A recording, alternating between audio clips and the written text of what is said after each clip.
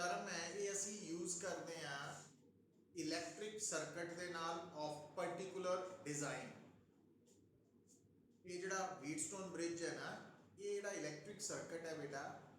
Of particular design है, इसका shape कह लो, कंस्ट्रक्शन बोल लो। और क्योंकि इस सर्किट का एनालिसिस साइंटिस्ट व्हीटस्टोन ने किया वा, और इस सर्किट के अंदर एक एलीमेंट लाई के ब्रिज है, इस करके इनू असी व्हीटस्टोन ब्रिज सर्किट बोलते हैं।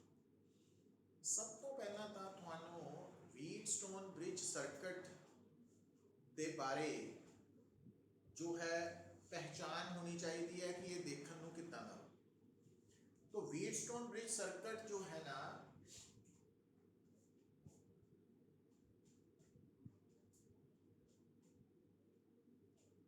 देखो बेटा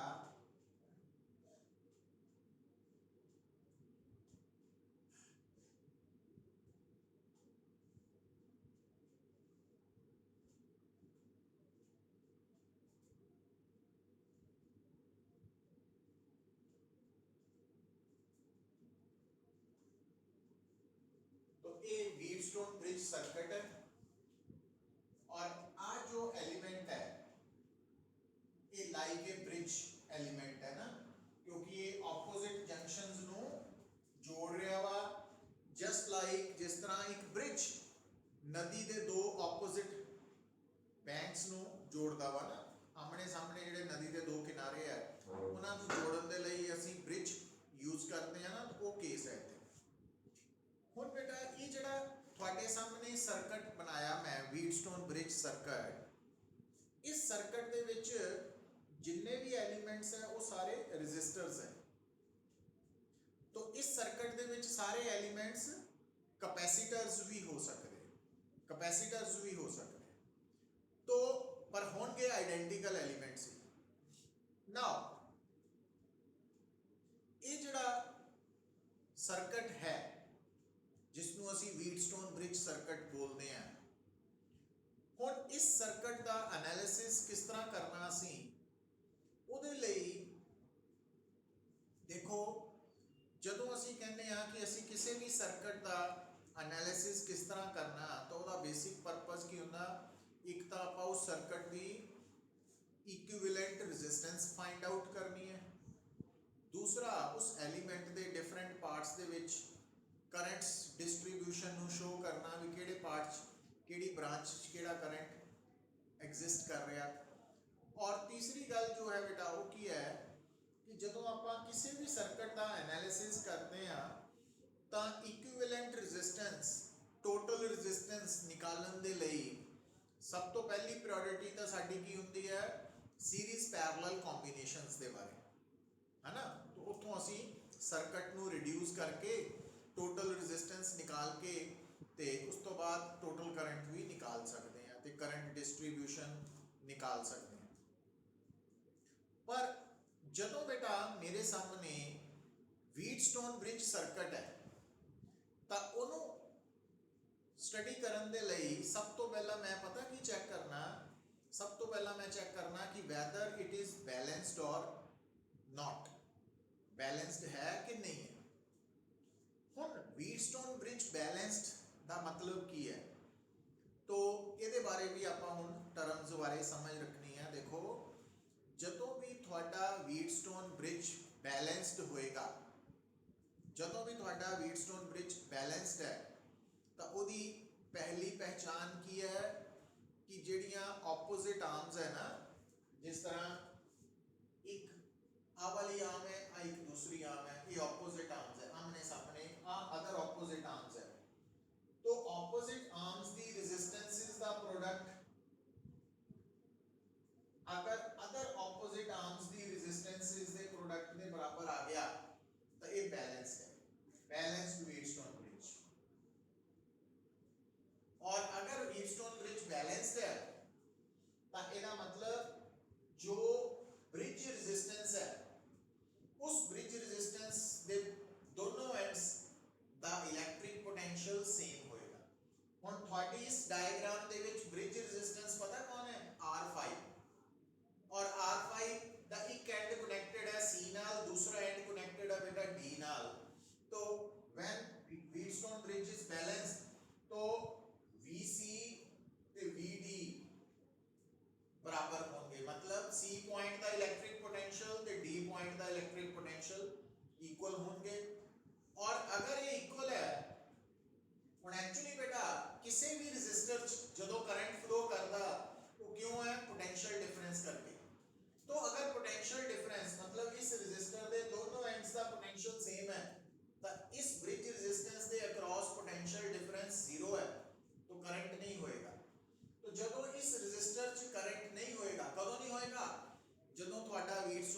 बैलेंस्ड है, तो जो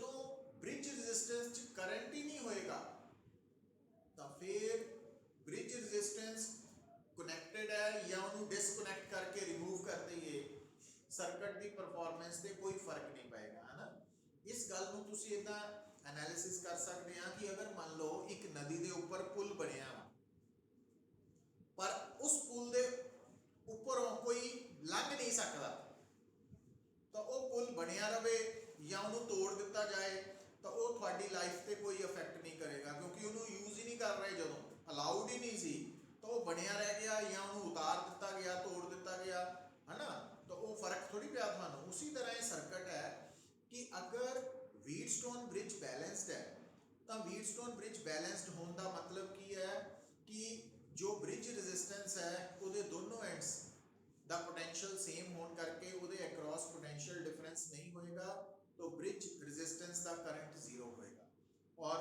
करंट जीरो होने करके ब्रिज रेजिस्टेंस नूं असीं हटा सकते हैं और बिना किसी बाकी सर्किट की परफॉर्मेंस से अफेक्ट किए, और जो असीं उहनूं हटा दिंदे आ तो तुहाडा सर्किट काफ़ी ईजी वे सॉल्व हो जाता है। तो ਇਹਦਾ मतलब अज तो बाद अगर भी थानू कोई कहे किसी भी एग्जाम के विच, चाहे वो स्कूल एग्जाम है चाहे वो कॉम्पीटिटिव एग्जाम है, कि अगर थोड़े सामने सर्किट ब्रिज रेजिस्टेंस है, व्हीटस्टोन ब्रिज है, और व्हीटस्टोन ब्रिज थानू पता लग जाना सर्किट देख के कि ये व्हीटस्टोन ब्रिज है, तो थानू कोई कहे कि इस व्हीटस्टोन ब्रिज की इक्विवेलेंट रेजिस्टेंस निकालो, सब तो पहला तुसी की करना, चैक करना कि थोड़ा ये व्हीटस्टोन ब्रिज बैलेंस्ड है कि नहीं है। वो कितना चैक करना, वो थानू दसिया वा कि उहदियां ऑपोजिट आर्म्स की रेजिस्टेंसिस नू मल्टीप्लाई करना, फिर अदर ऑपोजिट आर्म्स की रेजिस्टेंसिस नू मल्टीप्लाई करके इक्वेट करो, अगर बराबर आ जाती है तो बैलेंस है, तो जे बैलेंस पता लग गया तो ब्रिज रेजिस्टेंस नू हटा के वो सर्किट दोबारा रीड्रॉ करना, है ना। तो उस तो बाद तुसी सीरीज पैरेलल कॉम्बीनेशंस लगा के आंसर कट सकते हैं। और अज आप ये भी सीखांगे कि अगर साडा व्हीटस्टोन ब्रिज बैलेंस्ड नहीं है फिर इक्विवेलेंट रेजिस्टेंस कितना निकालनी, उहदे बारे भी अज आप डिस्कशन करनी है। तो हुण बेटा जिथे मैं आप स्टार्ट करना वा वो एक्चुअली किहड़ा टॉपिक है कि जदों असीं ये कहने आ कि when Wheatstone bridge is balanced तो ऑपोजिट आर्म्स की रेजिस्टेंसिस का प्रोडक्ट अदर ऑपोजिट आर्म्स की रेजिस्टेंसिस के प्रोडक्ट के बराबर होएगा, तो इनू असीं बोलते हैं principle of balanced Wheatstone bridge. तो तुहानू एग्जाम दे विच की आएगा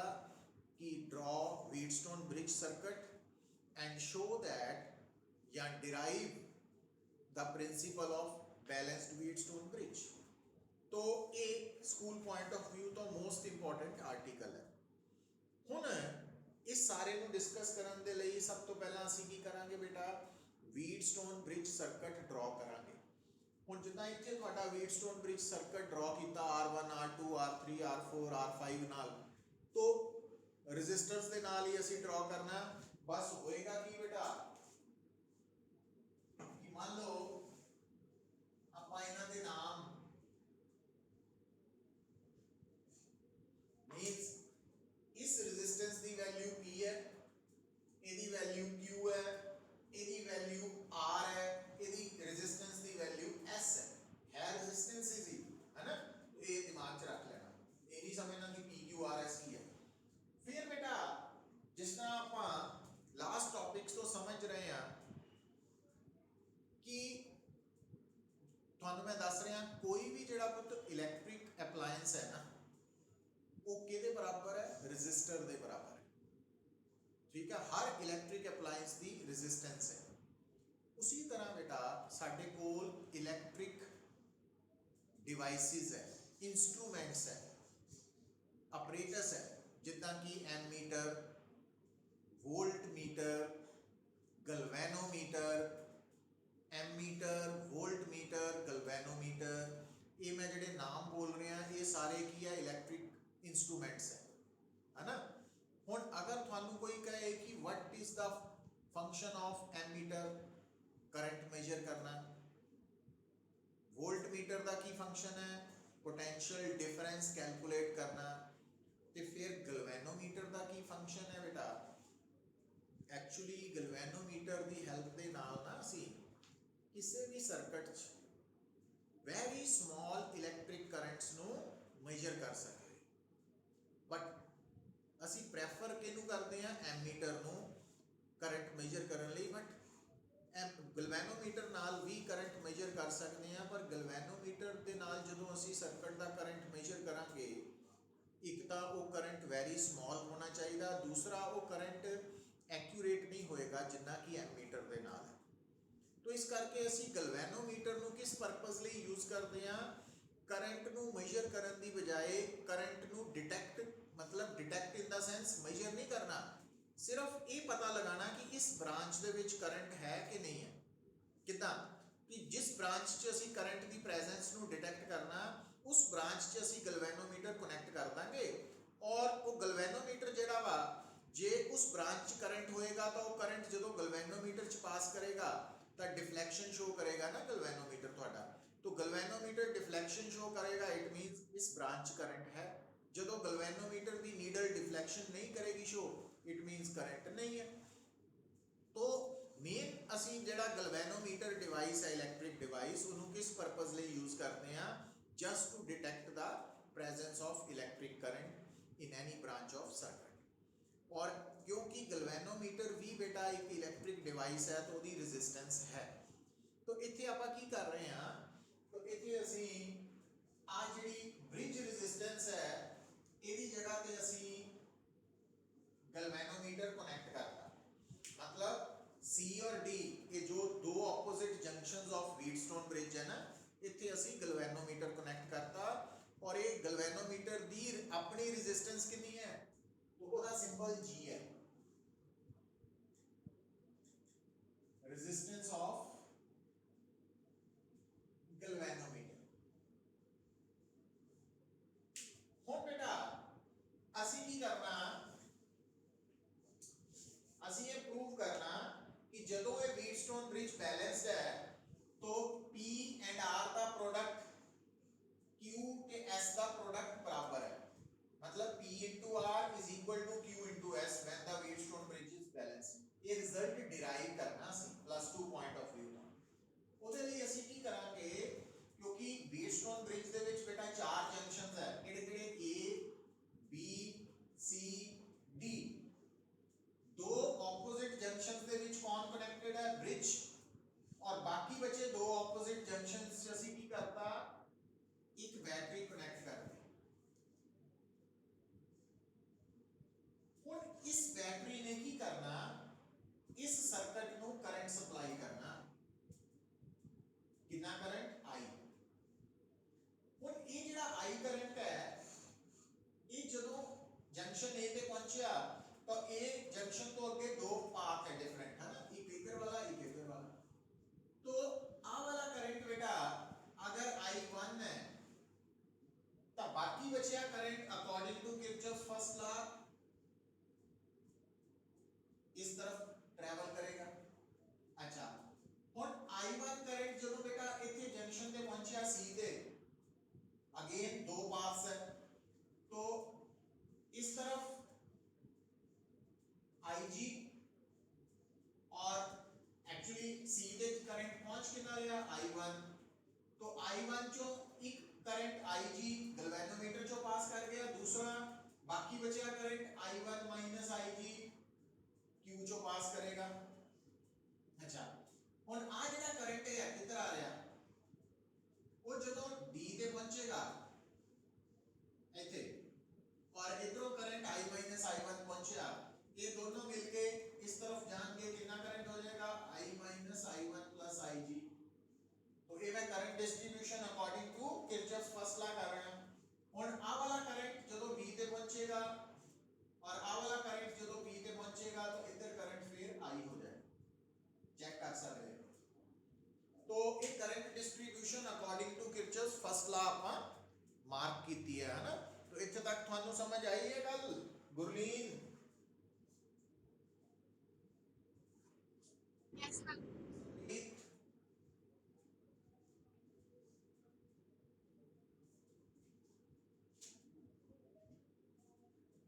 हरमन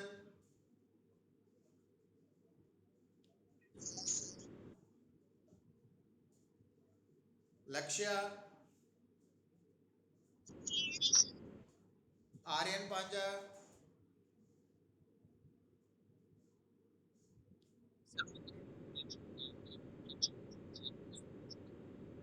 नहीं नहीं हाले को तो जनरल गल कर रहे हैं ना ਆਪਾਂ, हाले बैलेंस्ड नहीं है। हाँ हाँ, हाले जनरल। चिराग,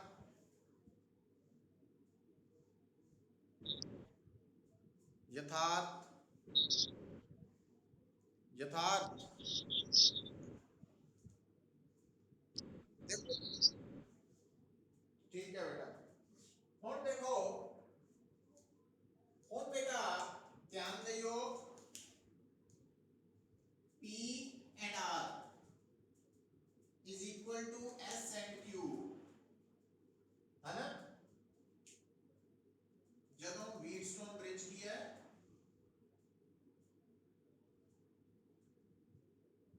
बैलेंस्ड। और ਜਦੋਂ ਵੀਟਸਟੋਨ ਬ੍ਰਿਜ बैलेंस्ड है then C and D points का पोटेंशियल सेम होएगा, तो IG 0 होएगा, है ना। ਹੁਣ ਇਹ ਆਪਾਂ ਜਨਰਲ ਡਰਾ ਕੀਤਾ। ਹੁਣ ਇਸ ਦੇ ਵਿੱਚ ਦੇਖੋ ਆ ਬੇਟਾ H ਹੈ, ਆ L ਹੈ,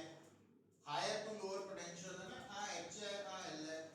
आ H है, आ L है, आ H है, आ L है,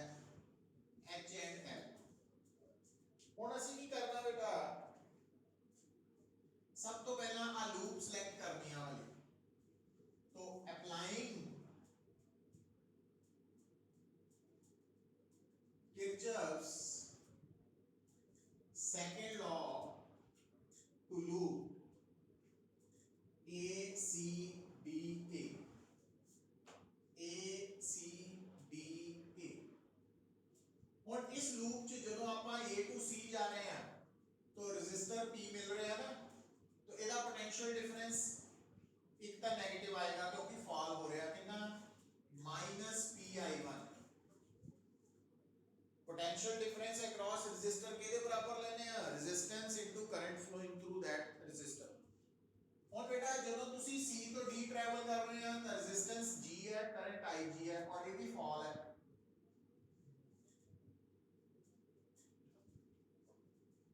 और D to A राइज है, S into 0। ਹੁਣ बेटा ਇਹਨੂੰ ਆਪਾਂ ਕਰ ਲਿਆ ਨੰਬਰ 1, ठीक है। नाउ ਹੁਣ ਤੁਸੀਂ ਕੀ करना है,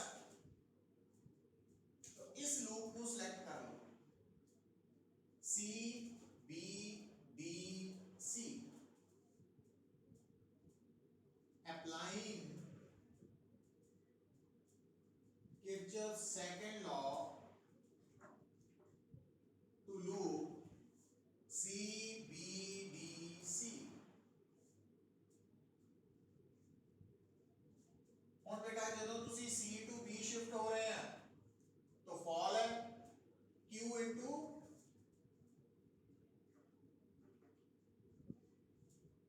ਜਦੋਂ ਤੁਸੀਂ B to D शिफ्ट हो रहे हैं राइज है R into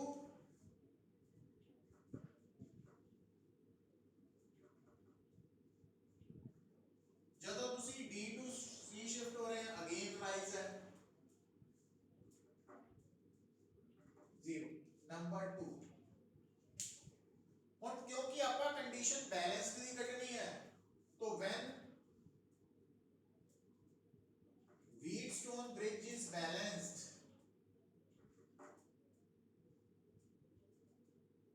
तो IG 0 है, तो इक्वेशन 1 becomes, और इक्वेशन 1 ਦੇ ਵਿੱਚ IG 0 पुट करो बेटा की आ जाएगा -PI1 plus SI minus I1 is 0, और SI minus I1 is equal to PI1। Number 3, और equation 2 becomes,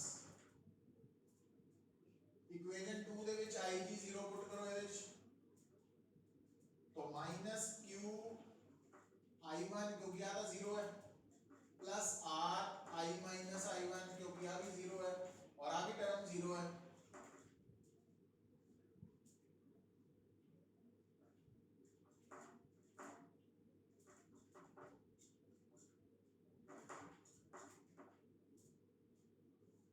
dividing equation 3 by 4, 3 ਨੂੰ 4 ਨਾਲ डिवाइड कर दो तो आ आपस कैंसिल आउट हो जाने रेशियो तो s by r is equal to p by q ते क्रॉस मल्टीप्लाई करके qs is equal to pr prove हो गया ना। मतलब जो थोड़ा व्हीटस्टोन ब्रिज है बेटा ਜਦੋਂ बैलेंस्ड है ਤਾਂ ਉਹਦੀ ਆਪੋਜ਼ਿਟ ਆਰਮਸ ਦੀ ਰੈਜ਼ਿਸਟੈਂਸਿਸ ਦਾ ਪ੍ਰੋਡਕਟ ਅਦਰ ਆਪੋਜ਼ਿਟ ਆਰਮਸ ਦੀ ਰੈਜ਼ਿਸਟੈਂਸਿਸ ਦੇ ਪ੍ਰੋਡਕਟ ਦੇ ਬਰਾਬਰ ਹੈ। ਇਹ ਤੁਸੀਂ ਯਾਦ ਰੱਖਣਾ। ਪਰ ਇਸ ਤੋਂ ਅਗਲੀ ਗੱਲ ਵੀ ਜਿਹੜੀ ਯਾਦ ਰੱਖਣੀ ਉਹ ਕੀ ਹੈ ਕਿ ਇਹ ਵੀਟਸਟੋਨ ਬ੍ਰਿਜ ਸਰਕਟ ਰੈਜ਼ਿਸਟਰ ਦੀ ਜਗ੍ਹਾ ਕੈਪੈਸਿਟਰਸ ਤੋਂ ਵੀ ਬਣਿਆ ਹੋ ਸਕਦਾ। ਉਹਦੇ ਚ ਵੀ ਸੇਮ ਕਨਸੈਪਟ ਹੀ ਹੈ कि opposite arms ਦੀ capacitance ਦਾ product other opposite arms ਦੀ capacitance ਦੇ product ਦੇ ਬਰਾਬਰ ਹੈ ਉਹ balanced ਹੋ ਜਾਏਗਾ ਨਾ। तो ਇਹਦੇ ਨਾਲ ਦਾ numericals ਆਪਾਂ ਟਰਾਈ ਵੀ ਕੀਤੇ ਸੀ ਇਲੈਕਟ੍ਰੋਸਟੈਟਿਕਸ ਦੇ ਵਿੱਚ ਵੀਟਸਟੋਨ ਬ੍ਰਿਜ ਬਾਰੇ ਬਟ ਹੁਣ ਇੱਥੇ ਪ੍ਰੂਫ ਹੋ ਗਿਆ ਸਾਡਾ ਸਾਰਾ। तो वो सारा डिटेल च करना मतलब ये आर्टिकल भी अपने आप च बड़ा इंपॉर्टेंट है और ਇਹਦੇ रिजल्ट्स भी इंपॉर्टेंट है। ਹੁਣ ਇੱਥੇ ਤੱਕ बेटा किसी ਨੂੰ ਕਿਸੇ तरह ਦਾ कोई डाउट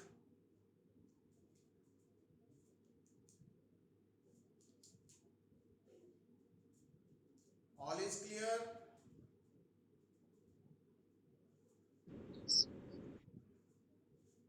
तो नेक्स्ट देखो बेटा ਹੁਣ ਆਪਾਂ कुछ न्यूमेरिकल्स ट्राई करते हैं ना। लिखो मतलब आ सर्किट पूरा ਜਿਹੜਾ ਵਾ डिस्ट्रीब्यूशन डेरिवेशन ਇਹ इंपॉर्टेंट है ਇਹਨੂੰ ਨੋਟ ਕਰ ਲੈਣਾ ਤੁਸੀਂ। ਹੁਣ देखो बेटा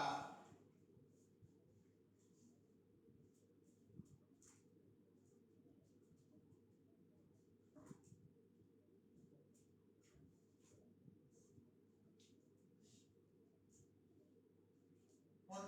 ਇੱਕ न्यूमेरिकल लिखते हैं ਆਪਾਂ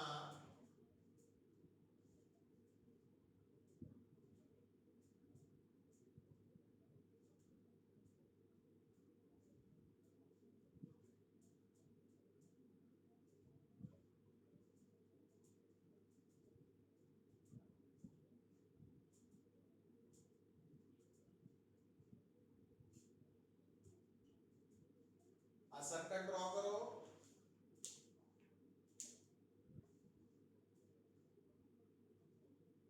ਹੁਣ ਇਹ ਸਰਕਟ ਜੋ ਹੈ बेटा ਤੁਹਾਨੂੰ ਨਜ਼ਰ ਆ ਜਾਣਾ ਚਾਹੀਦਾ ਕਿ ਇਹ ਵੀਟਸਟੋਨ ਬ੍ਰਿਜ ਸਰਕਟ ਹੈ। ਹੁਣ ਲਿਖੋ find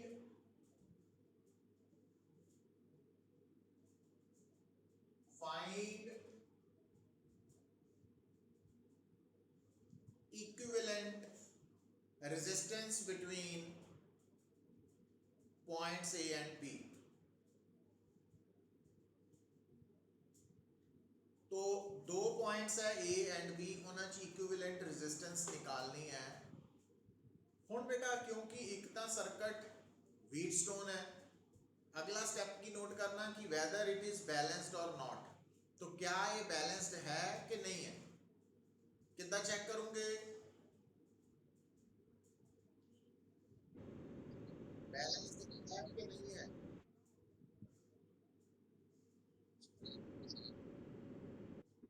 तो 4 into 5 20 10 into 2 तो बैलेंस्ड है ये बैलेंस्ड है। और ਜਦੋਂ ਤੁਹਾਨੂੰ ਇੱਕ ਵਾਰੀ ਪਤਾ ਲੱਗ ਗਿਆ ਕਿ ਮੈਂ ਜਿਸ ਸਰਕਟ ਦੀ ਇਕੁਇਵਲੈਂਟ ਰੈਜ਼ਿਸਟੈਂਸ ਨਿਕਾਲਣੀ ਹੈ ਉਹ ਇੱਕ ਤਾਂ ਵੀਟਸਟੋਨ ਬ੍ਰਿਜ ਹੈ दूसरा बैलेंस्ड है तो तुसी उसकी ब्रिज रेजिस्टेंस ਨੂੰ हटा के दोबारा ਉਹਨੂੰ ड्रॉ करना है ना क्योंकि तुसी तो कॉपी ते कर रहे हैं तो इस करके ਉਹਨੂੰ रीड्रॉ करोगे। तो रीड्रॉ किया बेटा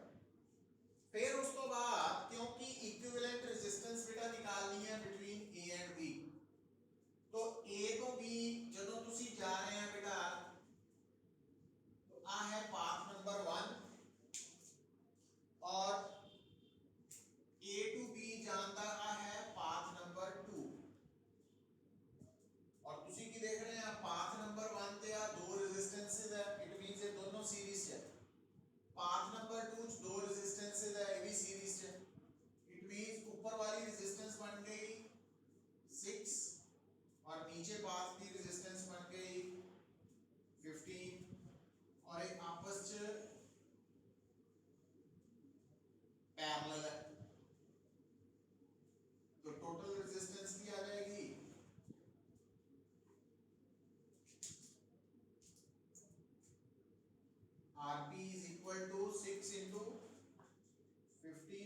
6 प्लस 50 तो टोटल रेजिस्टेंस ਤੁਸੀਂ फाइंड आउट कर सकते हैं निकाल सकते हैं तो मतलब ਜਦੋਂ ਸਾਨੂੰ ਇਹ ਪਤਾ ਲੱਗਾ ਕਿ ਆ ਸਰਕਟ ਵੀਟਸਟੋਨ ਬ੍ਰਿਜ ਬੈਲੈਂਸਡ ਹੈ ਤਾਂ ਅਸੀਂ ਉਹਨੂੰ ਈਜ਼ੀਲੀ ਸੋਲਵ ਕਰ ਪਾ ਗਏ ਹੈ ਨਾ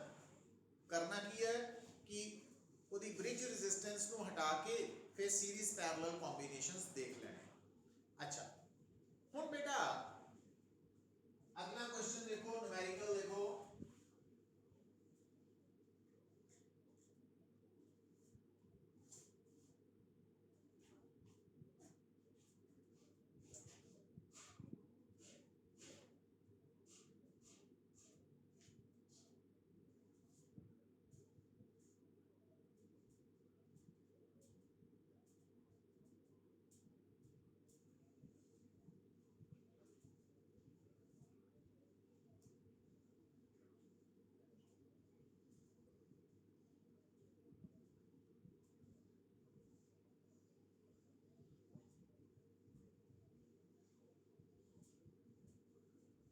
ਹੁਣ ਆ ਸਰਕਟ ਦਿੱਤਾ ਵਾ ਹੁਣ ਉਹਨੇ ਸਟੇਟਮੈਂਟਸ ਕੀ ਦੱਸਣਾ ਪੁੱਤ a balanced Wheatstone bridge is shown in figure a balanced Wheatstone bridge is shown in figure find x ਹੁਣ ਇਹਦੇ ਵਿੱਚ ਤੁਹਾਨੂੰ ਉਹਨੇ ਦੱਸਤਾ ਵਾ ਕਿ ਇਹ ਸਰਕਟ ਬੈਲੈਂਸਡ Wheatstone bridge ਹੈ ਹੁਣ ਲੱਭਣਾ ਨਹੀਂ ਹੁਣ ਦੱਸਤਾ ਵਾ तो बैलेंस्ड Wheatstone bridge होने करके बेटा की होएगा कि आ जो ऑपोजिट आर्म्स है इना दी रेजिस्टेंसेस दा प्रोडक्ट इना दी प्रोडक्ट के बराबर होएगा पर होने तो ध्यान दियो तो आ जो आर्म है ना इहदे विच दो रेजिस्टेंसेस इन सीरीज है ठीक है RS ये सीरीज है ना दोनों RS की वैल्यू कितनी है 5 प्लस x तो RS के 4 का प्रोडक्ट बराबर है तो 4 into 4 खत्म हो गया 10 is equal to RS RS कितना 5 plus x x comes out to be ठीक है ओ रिजल्ट आ गया अननोन रेजिस्टेंस आ गई ਹੁਣ ਇੱਥੇ बाय चांस ही x की वैल्यू 5 आई है तो आ भी 5 है आ भी 5 आया है ना तो जरूरी नहीं भी वो बराबर वाला ही आना वो तो सिचुएशन तो आएगा सॉल्व करके इन्हों दिमाग च रखना अच्छा हुन बेटा नेक्स्ट न्यूमेरिकल लिखो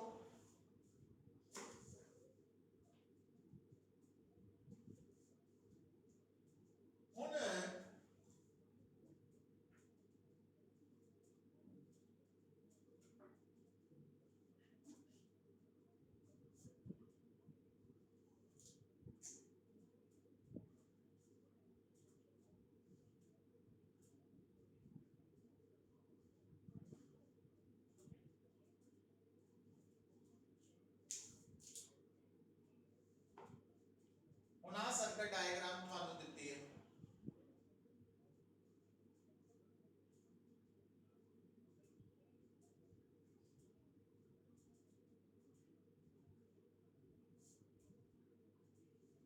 a balanced Wheatstone bridge is shown in figure find x again देखो बेटा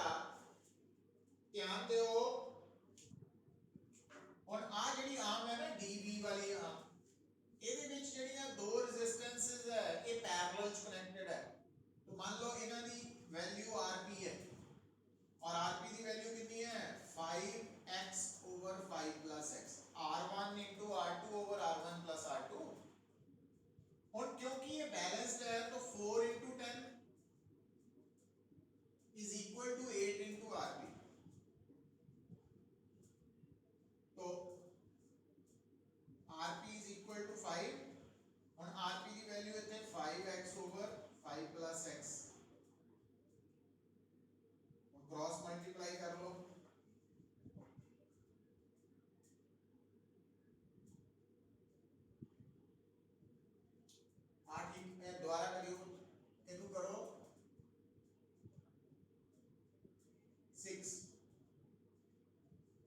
ਕੀ ਕਰ ਲਿਓ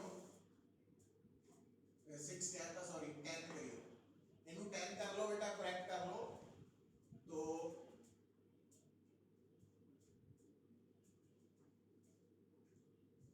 RT is equal to 4 ਹੁਣ ਇੱਥੇ ਪੁੱਟ ਕਰੋ 5x over 5 plus x is equal to 4 5x is equal to 20 plus 4x x is equal to 20 तो ਹੁਣ मतलब अगर ਤੁਹਾਨੂੰ ਬੈਲੈਂਸਡ ਵੀਟਸਟੋਨ ਬ੍ਰਿਜ ਗਿਵਨ ਹੈ ਤਾਂ ਫਿਰ ਤੁਸੀਂ ਬੈਲੈਂਸਡ ਵੀਟਸਟੋਨ ਬ੍ਰਿਜ ਦਾ ਕਨਸੈਪਟ ਕੀ ਪ੍ਰੋਡਕਟ ਆਫ ਆਪੋਜ਼ਿਟ ਆਰਮਸ है ना resistances of opposite arms is equal to product of resistances of other opposite arm ਉਥੋਂ ਕੱਢ ਲੈਣਾ ਇਹਨੂੰ ਇਸ ਸਿਚੁਏਸ਼ਨ ਤੋਂ ਇਹ ਤਾਂ ਸੀ ਬੇਟਾ ਜਦੋਂ ਤੁਹਾਡੇ ਸਾਹਮਣੇ ਵੀਟਸਟੋਨ ਬ੍ਰਿਜ ਬੈਲੈਂਸਡ ਹੈ ਪਰ ਕਈ ਵਾਰੀ ਪਤਾ ਕੀ ਹੋਣਾ ਵੀਟਸਟੋਨ ਬ੍ਰਿਜ ਤਾਂ ਹੋਏਗਾ ਸਰਕਟ ਪਰ ਬੈਲੈਂਸਡ ਨਹੀਂ ਹੋਏਗਾ तो ਹੁਣ ਜਦੋਂ ਵੀਟਸਟੋਨ ਬ੍ਰਿਜ ਬੈਲੈਂਸਡ ਨਹੀਂ ਹੈ फिर ਅਸੀਂ ਉਸ ਵੀਟਸਟੋਨ ਬ੍ਰਿਜ ਸਰਕਟ ਦੀ ਇਕੁਇਵਲੈਂਟ ਰੈਜ਼ਿਸਟੈਂਸ ਕਿੱਦਾਂ ਨਿਕਾਲਣੀ ਹੈ ਇਹ ਸਾਡੇ ਲਈ ਬੜਾ ਇੰਪੋਰਟੈਂਟ ਕੁਐਸਚਨ ਹੈ ਹੁਣ ਇੱਕ ਗੱਲ ਬੜੇ ਆਰਾਮ ਦੇ ਨਾਲ ਸਮਝ ਲਓ ਬੇਟਾ ਵੈਸੇ ਤਾਂ ਜਦੋਂ ਅਸੀਂ ਕਿਸੇ ਵੀ ਸਰਕਟ ਦੀ ਇਕੁਇਵਲੈਂਟ ਰੈਜ਼ਿਸਟੈਂਸ ਫਾਈਂਡ ਆਊਟ ਕਰਦੇ ਹਾਂ ਤਾਂ ਅਸੀਂ ਸੀਰੀਜ਼ ਪੈਰਲਲ ਕੰਬੀਨੇਸ਼ਨਸ ਤੋਂ ਸਰਕਟ ਨੂੰ ਰਿਡਿਊਸ ਕਰਦੇ ਹੋਏ ਰਿਜ਼ਲਟ ਨਿਕਾਲਦੇ ਹਾਂ ਪਰ ਕਈ ਵਾਰ ਜਿਹੜਾ ਸਰਕਟ ਹੈ ਉਹ ਇੰਨਾ ਕੰਪਲਿਕੇਟਡ ਹੁੰਦਾ ਕਿ ਸਾਨੂੰ ਸੀਰੀਜ਼ ਪੈਰਲਲ ਦੀ ਜਦੋਂ ਸਮਝ ਨਹੀਂ ਹੈ ਤਾਂ ਫਿਰ ਅਸੀਂ ਇਕੁਇਵਲੈਂਟ ਰੈਜ਼ਿਸਟੈਂਸ ਕਿੱਦਾਂ ਨਿਕਾਲ ਸਕਦੇ ਹਾਂ ਤਾਂ ਵੈਸੇ ਤਾਂ ਕਈ ਹੋਰ ਆਪਸ਼ਨਸ ਵੀ ਹੈ ਟਰਾਈ ਕਰ ਸਕਦੇ ਹਾਂ ਬਟ ਉਹਨਾਂ ਵਿੱਚੋਂ ਇੱਕ ਹੈ ਕਿਰਚੌਫਸ ਫਸਟ ਲਾਅ ਤੇ ਸੈਕੰਡ ਲਾਅ ਨੂੰ ਯੂਜ਼ ਕਰਕੇ ਨਾ ਕਿਸੇ ਵੀ ਸਰਕਟ ਦੀ ਇਕੁਇਵਲੈਂਟ ਰੈਜ਼ਿਸਟੈਂਸ ਫਾਈਂਡ ਆਊਟ ਕੀਤੀ ਜਾ ਸਕਦੀ ਕਿਸੇ ਵੀ ਸਰਕਟ ਦੀ ਇਕੁਇਵਲੈਂਟ ਰੈਜ਼ਿਸਟੈਂਸ ਤੁਸੀਂ ਨਿਕਾਲ ਸਕਦੇ ਆ ਯੂਜ਼ਿੰਗ ਕਿਰਚੌਫਸ ਫਸਟ ਐਂਡ ਸੈਕੰਡ ਲਾਅਸ ਪਰ ਉਹਦੇ ਲਈ ਤੁਸੀਂ ਕਰਨਾ ਕੀ ਹੈ ਉਹਦੇ ਲਈ ਬੇਟਾ ਤੁਸੀਂ ਕਰਨਾ ਤੁਸੀਂ ਜਿਹੜਾ ਵੀ ਤੁਹਾਨੂੰ ਸਰਕਟ ਦਿੱਤਾ ਨਾ ਉਸ ਸਰਕਟ ਦੀ ਜਿਹੜੇ ਦੋ ਪੁਆਇੰਟਸ ਦੇ ਵਿੱਚ ਤੁਸੀਂ ਇਕੁਇਵਲੈਂਟ ਰੈਜ਼ਿਸਟੈਂਸ ਫਾਈਂਡ ਆਊਟ ਕਰਨੀ ਹੈ ਤਾਂ ਤੁਸੀਂ ਉਹਨਾਂ ਦੋ ਪੁਆਇੰਟਸ ਨੂੰ ਸਰਕਟ ਦੇ ਦੋ ਪੁਆਇੰਟਸ ਨੂੰ बैटरी नाल कनेक्ट कर देना और उस बैटरी का EMF ले लेना E ठीक है ये पहला स्टेप है हुण अगला स्टेप मैं थानू दसदा न्यूमेरिकल दे नाल देखो बोलो बेटा अच्छा मीटिंग फिर एंड करके रीजॉइन कर लो बेटा